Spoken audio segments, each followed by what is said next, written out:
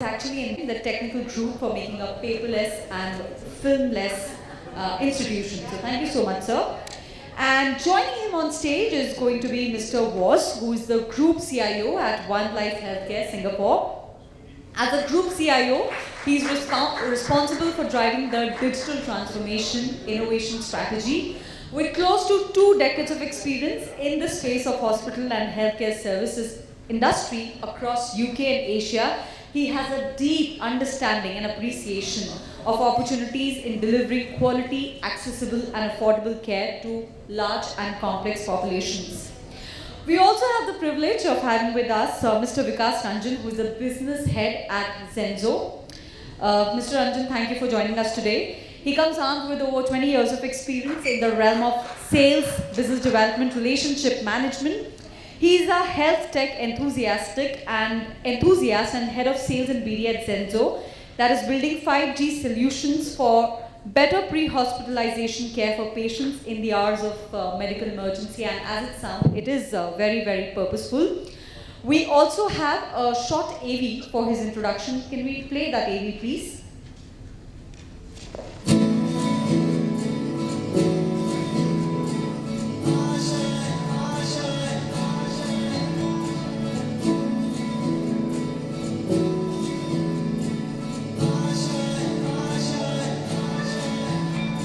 कुछ पाने की हो आस आस कोई कर्मा हो जो खास खास आशाएं हर कोशिश में हो बार बार दरियाओं को बार बार आशाएं तूफानों को चीर के मंजिलों को छीन ले आशाएं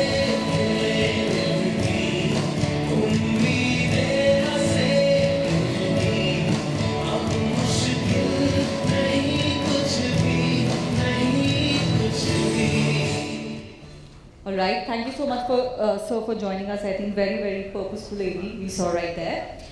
Next up, we have with us Mr. Kishore Manepalli, founder and CEO at Total Emergency Network. Welcome, sir. He comes armed with over 16 years of experience in business operation and supply chain function across industries like automobile, pharma and healthcare. Started his career with manufacturing operations, but along the time moved on to e-commerce and startup operation. Was instrumental in expanding Ola business in the West Zone region from Pune to 13 more cities in a span of 8 months, and later ventured into medical logistic company called Red Ambulance for 3.5 years before starting 10 with a vision of even an unresponsive person should get medical help in golden hour. I think this is going to be a very significant discussion when we have such a stellar lineup of speakers. So over to you. Good morning. I am Dr. Sushil from AIIMS New Delhi. The last 32 years I am working in the IT department. I have seen the journey where the digital education in healthcare has started. Anyway, you must have heard about the ABDMs, the last panels. They have discussed many things, many insightful has come up. But the technology skill it is required in the healthcare and how it will be implemented. That is our main challenge for the CIOs. You have to put the right technology in the right place to deliver the better healthcare in the institutions. Just one example I am giving you. AIIMS has started the automations in 1988. At that time, hardly any organizations they have automation in their business. And at that time we have spent a lot of budget, but still it has not worked out. At that time we failed. And again in 95 we have started again. And right now we have 9 petabytes of healthcare data. And it is the largest database which we have in our on-premises data center. Come back to the history. ABDM, how it has been generated. Let me history. Many people may not be knowing it. The first committee government has started in 2005 to make a single database for the whole citizens. And it is been awarded to Apollo hospitals. They have submitted documents, but it does not look like that whatever has been suggested, it may not be implemented. Again, and it was being handled by the Ministry of IT, the MIT department. Second part, it has come up in 2009. It has switched over to the health ministry to make another committee to make a EMR standards. And the EMR standard has come up, but it is not sufficient to be implemented. There is no guidelines for the secure your health records. At the time it was not there. So again 2011, again it has been revised. Even 2013 it has been revised. And in the 2016 it has been ordered by the government that everybody has to be compliant in EMR standard. But the main bottleneck was that is it possible to make a single medical record and store in a single place for whole country? It is very difficult. That's why they have started ABDMs and the different blocks that have come up, and the record will be stored in their own locations. It can be accessible by the authority as well as the patients to get the reports. So that's why it is very practical. Means the journey was started in 2005, now in 2021, it looks some feasibility. Right now, it has done one thing. When we go there, if the ABM is not connected, it has not been generated, it can be generated automatically. In the OPD, we have barcode scanner, you scan it, it will push to the Aadhaar servers to retrieve the data, authenticate it, generate the Aadhaar ID, then do the registration in AIIMS. It is not required to go to any counter. It is not required to go to any counter. Just you have to do from your mobile. So this empower has given to the patients. It is not required to stand in a very infectious place where the OPD was there. Many critical patients, infectious patients are in that form. So that has been given to them, and they are generating it. This is the one kind of things which has been successfully implemented, and this is the only, AIIMS is the only institutions who has done maximum number of Aadhaar ID creation. This is one of the big achievement from the AIIMS. Over to my other colleagues. I have a wonderful panel, and when I have discussed with these panels, I have observed they are using a lot of technology, lot of implementations, lot of success stories, and the current technology they are applying. They are using the IoT device, they are using the AI tools to give a good quality of service and treatments. The first one, Mr. Vash, can you introduce yourself and explain about your project, what it is? Okay. Thank you, Dr. Sushil. I'm Vas. I'm also a physician, trained in the UK, but I'm from Singapore. I've done entrepreneurship over the last 16 years. Started with teleradiology, telemedicine, central pharmacy, distributions, and then towards the last few years, invested in an medical IoT company in India, and helping them with the growth. And this company is something that I feel has a good model, and I've seen the breadth of Indian startups, from telemedicine to digital health to chronic disease management, home care. When I think about this topic today, I think we were discussing about the IoT and the 5G, 5G being access and IoT having increased level of data being created which is not from just apps, but devices. And this is when you talk about 1.4 billion people could have 5 devices each, could be 6 billion devices, could have multitudes of data. So it's about, is it noise, or how do you then make it meaningful data? And that's what I think we'll be talking about as well, about how we accumulate or automate some of this data to be meaningful for the providers, for the payers, because this ecosystem should also include payers, as previously the panel discussed, and that is something we'll be discussing today. Yeah. Anyway, can you tell us about your products, how it is implemented, where it is implemented, and what is the function of that your products? So the company that we invested in India, Metupalle, has a physical kiosk, which is a part of primary health centers. So this could be government, could be private, but they have done a lot of government projects, for example in Odisha and now in UP. And these kiosks will involve 15 devices, and this does not involve just weighing scale and so on. There's even blood tests, so lab blood tests like cholesterol, HSBC, HbA1c, and 70 other parameters, iron tests, and so on. So you can also go disease management for women's health, diabetes, heart disease, and so on. And this data then gets transmitted centrally for monitoring and follow-up by secondary hospitals.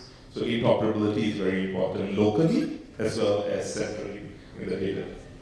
Yeah. See, in the last decade, what I have seen, earlier people are not used to the virtual consultations or virtual advice because the acceptance was not good. Without any physical interventions, they can't give a good kind of clinical decisions. But after the COVID, it has been accepted. The first telemedicine has started in 1999 with the 4 major institutions, that is PGI Chandigarh, AIIMS New Delhi, Sanjay Gandhi Lucknow, Jeepmar, and Apollo. But that was failed. And when I had done a study in 2007, that people are not ready to come virtually because like the last panel they have already talking about it, is a very good message to them. Because they do not have the confidence of technology. The technology is not there also at that time. And doctors are so overloaded, they don't want to adopt the technology. So, at that time, the government of India has failed on that project. They spent a lot of money on this. The communication was satellite money through that. But when we have seen after 2020, people have started accepting it because there is no other way to go for a physical consultations. Now they have accepted it. Earlier, the people those who have started accepting it, those do not have the money to come, or they do not have any resources to reach to the doctor, and then getting an opportunity to get a treatment through virtually, they come. But last conference in the US where I have attended it, in radiology conference, before COVID 2019, the keynote speaker has told us, he has around more than 35 years of experience in healthcare. He has told us, without putting my hand in the knob of the patients, I have not been confident to give a good consultation.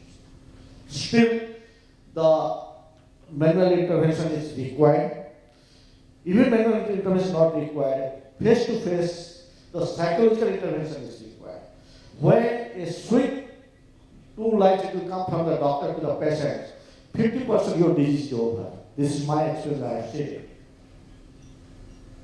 Anyway, next my panels, Mr. Vikas, Ranjan. Yeah. So, good afternoon, everyone. Am I audible? Yes. Okay. I'll pick a couple of threads from where my friend Vas started, which is about chronic disease management, right? And the last point that Sir said about being able to be face to face with patient while a consultancy is being done. Before that, a bit of introduction about myself.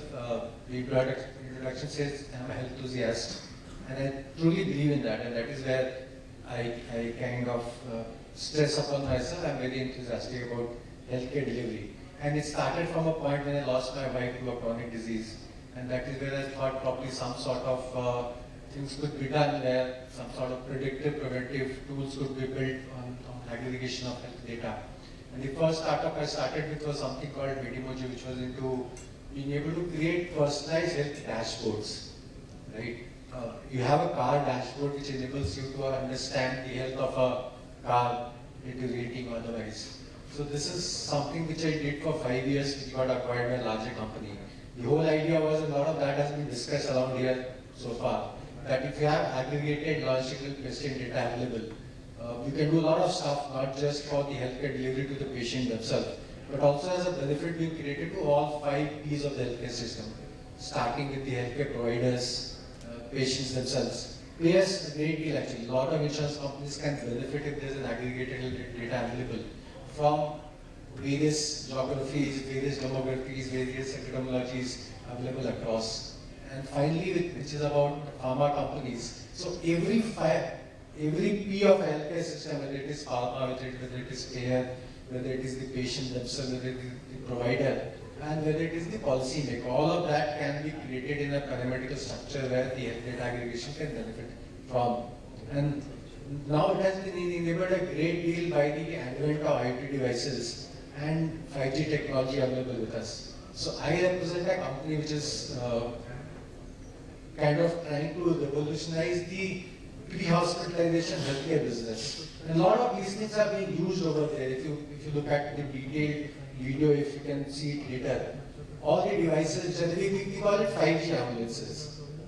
The devices are all IoT connected, the monitors are IoT connected, all patient parameters are being collected in movement and being transmitted to a doctor at the ER facility for them to be able to guide through a video conference, etc. So whether somebody is physically present or whether a doctor, an experienced doctor, can be able to provide basis the availability of data. So all parameters, all ECG data, all injections, whichever injection machines which are running, all of that data is being delivered in real time to a consultant. So a lot of that challenges of being able to understand patient vitals and being able, so ambulance is not just transportation of a patient. It is more about right triaging of the patient and right treatment while the transit is happening. And with advent of 5G, with advent of IoT devices, the triaging in the transit period gets enhanced much significantly, and therefore the care delivery can happen much better than a traditional non-tech based transportation of patients. So that is where I come from. Yeah. It is one of the good solutions for the emergency patients. Of course, this is my experience, what I can share with you. When the patient is serious and need an ambulance to come to the hospitals, this is the golden hours. Within the golden hours, he is getting some treatment from a consultant. It will be a much more good to save the life of the patient. So what here is the solutions that all the parameters will be fetches from the body to the machines, and that machine will transmit to the doctor's dashboard, and he'll look at the parameters and he'll guide to the parameter staff which is available in the ambulance and giving the treatment on the ambulance. It is a fantastic thing. It's a very good product. But we have seen it in AIIMS also. We have 3 or 4 ambulances like that, and many patients will find saving the life. Over to Mr. Kishore. You have the total emergency network. Can you tell us about something this products, this systems? Thank you, sir. I am Kishore Manepalli, CEO and founder of Total Emergency Network. So it is a medical logistic platform, I think, which can bring the ambulance or the nurse or doctor, even I think paramedic or physiotherapist within 15 minutes across India. So that is the platform we have developed. This is a mobile, everything we run on a mobile application. So when it comes to this particular discussion, everyone is talking about the patient data management. So if the patient is not onboarded to any hospital, because why I am saying is, so many patients brought to the hospital, right? So there itself I think the data is not entering into the hospital. So that's where I think we come. I think even Mr. Vikas also in the same journey. So what we are doing is, so we wanted to bring the patient in a live condition to the hospital. That is the first mile of medical transportation. That's where I think we come into picture. At the same time, the second step of the patient journey is we have a clinical excellence in all the hospitals. So we have a great doctors and great equipment, and we have a great surgeries that is being performed in the hospital. But once the patient is being treated in the hospital, so the last mile transportation to the home, it should be smooth. So most of the time, I think we ignore the first mile transportation and last mile transportation. We concentrate on the second part of it. So that's where I think a lot of technologies, a lot of AI or machine learnings are happening. But the first mile transportation and last mile medical transportation is very important, and even I think equal importance as the second step. That's where I think we are contributing, and I think we are seeing a lot of traction from a lot of cities, and we are very encouraged with that particular results. Yeah. See, when earlier what we were using in Delhi, हम लोगों ने काली पीली वाले taxi चलाते थे, ठीक है, कभी चाहिए तो पास में टैक्सी स्टैंड है बुला लो. But right now we are going to the new with app-based technology. There is Ola and Uber. Whenever you need it, we can book it, and you know what time to reach to you and what time to talk to you and what is the route is following. If the ambulance will be available in this manner, you will know that you need an ambulance immediately and where it is available, and what time it will take, how it is equipped, and each ambulance has been rated also. So definitely the citizen will get benefit. Good job, yeah. Thank you. Can I add to that? Okay. And it's a very important point that has been raised, and we've seen that during the COVID emergency. We so very badly lack in terms of infrastructure available for managing medical emergencies. Right? And that is where you see at 911, you have something available on demand with a guaranteed turnaround time, with a guaranteed quality standards, free of cost, etc. Why can't something like that happen in India? Like I mentioned about the transformation from Kali Fili taxi to Ola Uber, tech-based. So both of us in that space where we have created an aggregated network of ambulances. Based on a tech platform, much like the Ola Uber app, you can utilize that particular app at the raise of mind. Ideally, it should be an aggregated one platform like 911, where you utilize any of our services, by virtue of which you can get an emergency service on demand with a guaranteed turnaround time. We work with a guaranteed turnaround times are 30 minutes. Pan India, we can provide cities, we can do it in 20 minutes, and Pan India, we can do it in 30 minutes. And we also are kind of taking penalties for not being able to meet these guaranteed turnaround times. So make it available guaranteed, make it available in a guaranteed turnaround time, make it available free actually. Why should somebody pay for an ambulance service? Right? There are services of 108, and my parent company actually does 108, 102, 103 kind of medical emergency networks across 28 states and union territories. So that's the kind of strength that we come with. Right, but make it available to everyone. Why limited to 108 people? Make it available to all the 1.4 billion people that we have in this country. So that is where we are coming from, to be able to make it available on demand, guaranteed, free of cost, and some sort of medical emergency support, financial assistance as well. Yeah, these are wonderful initiations. Yeah. Yeah. Just to add to that, so when you talk about smart cities and things like that, these are all part of the fabric. And today's topic on IoT and 5G, it's helping us think about beyond a big tertiary institution like AIIMS, right? The advantage of technology and how we are not only talking about tech people, but we're talking about CIO kind of level here, where we're talking about how the data is going to be used. And when we talk about smart cities and population health, the cost is coming down. Hospitals used to spend so much in technology. It's not about the cost of how much you spend anymore. How you use it, the IoT devices, like Sir was earlier saying about Raspberry Pi and how AIIMS use Raspberry Pi and connected IoT devices outside in the hospital. Similarly, the cost of putting sensors in the ambulance has come so low that it's now affordable to make it expensive throughout the city or the country, right? Yeah, one good example I am giving you. You must have heard in the news that newborn baby has been stolen from the hospital. Okay. So when we have used the RFID tag, it has been zero. This comes down to the zero. So major hospital they have adopted it. So small technology. One RFID earlier it was cost around more than 100 rupees. Right now it is less than 20 rupees. So it is affordable. You can use it and it's more secure also. So this is the means basic examples right now people in the hospitals they have used it. Okay, one more thing to tell me. Because you are generating, because when you are using technology, you are generating a lot of data. What is the methods you apply for securing it? Earlier the panels they have talked about the DPDP. DPDP is not 100% compliant with our healthcare data. Okay, earlier the government has started one documentation has been distributed to all the community of the healthcare, that is DISHA.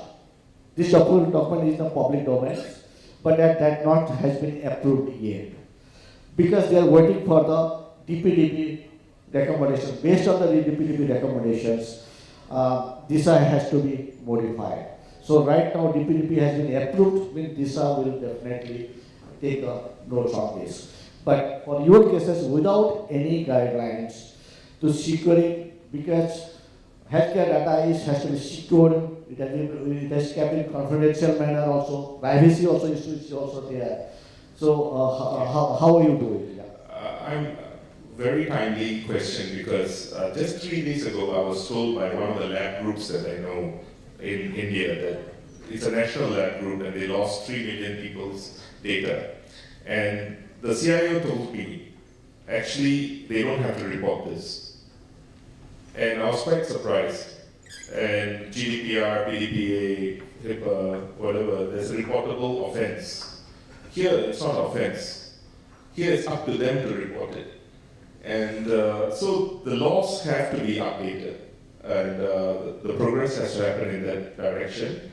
But at the same time, it's now left to every startup or every provider, every payer to now secure their own data in their own way.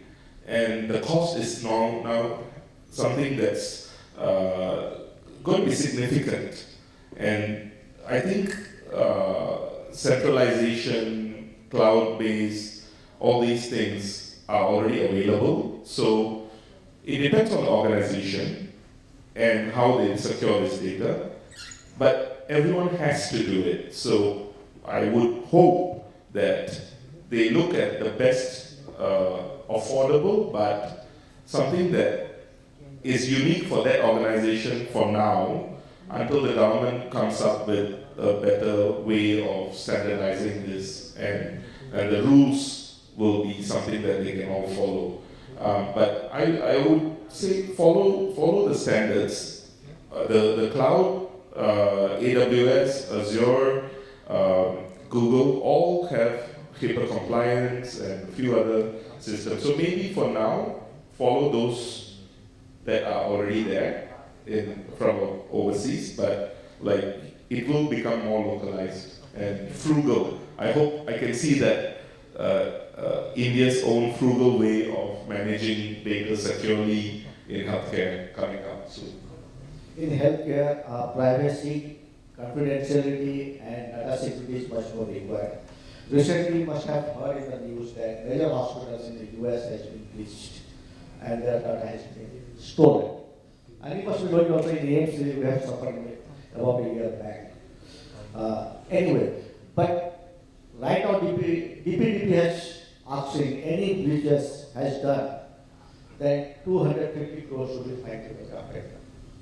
It's a big issue for each and every service provider to be careful that why you pay 250 crores of rupees if any breach has come due to the negligence. What you are saying in this, the data security and confidentiality, it is a big issue in healthcare. I'm not an expert in data security and all that, but whatever I built as a startup entrepreneur, we tried to follow what was being. Sir, one thing is that right now the PTP has come up.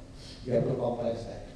Otherwise, you will be in trouble. That's why these questions. But right now, the government is going to implement in as part of circular notice. It is 30th October. They will start implementation. So your product is there. If you're not doing compliance, then you will be in trouble. So anyway, you might not be done, but you have to start it now. So, just a correction, I'm not a CIO, I'm just a business side guy. There's a tech team which is taking care of these regulatory requirements, and I'm very sure that these things are being taken care of as we speak in terms of data compliance and security and stuff like that. But my apologies, sir, I'm not a CIO. No issue. But you have to take it. This is a platform where you should understand, know it, that these are things are issues are there. I understand the sensitivity, but then I might not be able to get into the details of that. Okay. So I would like to add that one, because so whenever I think we get a data from the like patient or customer, so we have a like confidential clause that is there in the app itself. So our CTO, our tech team is already having a multiple servers at multiple locations. It is not only like See, it is a different domain I'm talking about. The domain is that who is the owner of your patient records? That is the question. Owner is itself patient. Even the patient wife or son will ask of that medical records, it should not be issued as per the guideline. So, but when the patient is sick and unable to speak, unable to tell anything, in that cases, how the drug record has to be treated. Okay, the challenges is there. I'm not saying that it is, and that guideline, DISA has given some light on it, but it is not been, as a law, it is not. yeah, so I really agree with that point, sir. So at the same time, I think patient is also somewhat accountable for the data sharing with our company. So at the same time, I think we are the owner. Whenever I think we get the patient data, we are the owners and we make the patient data confidential. And for that, I think we have a different technologies and different ways of securing data that is already there in our technology department. Okay, we have a nice conversation, you must have heard it. One thing is that technology is not an issue. Issue is the implementation, how to implement it. And you have to follow the regulatory and guidelines. Based on the regulatory and guidelines, the application has to be implemented. So thank you. If